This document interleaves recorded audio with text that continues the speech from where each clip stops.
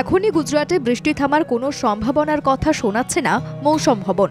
আগামী কয়েকদিন গোটা রাজ্য জুড়েই রয়েছে ভারী থেকে অতি ভারী বৃষ্টির সম্ভাবনা।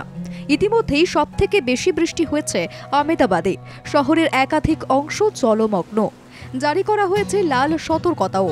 রবিবার ভোর 6টা থেকে সোমবার ভোর 6টা পর্যন্ত বৃষ্টির পরিমাণ রয়েছে 86 মিলিমিটার।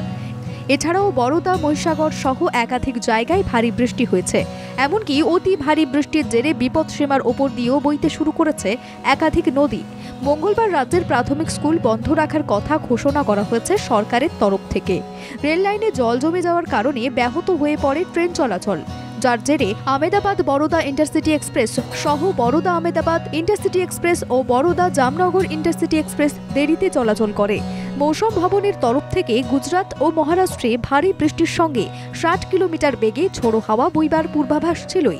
সেই মতোই ভারী বৃষ্টির সঙ্গে বইতে শুরু করে ঝোড়ো হাওয়া।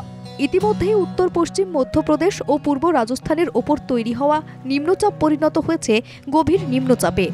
তার জেরে গুজরাট, মহারাষ্ট্রে ভারী বৃষ্টির পরিস্থিতি হয়েছে। গুজরাটের পরিস্থিতির খোঁজ নিতে গুজরাটের মুখ্যমন্ত্রীকে ফোন করেন স্বরাষ্ট্রমন্ত্রী অমিত শাহ। ব্যুরো রিপোর্ট, বাংলা জাগো।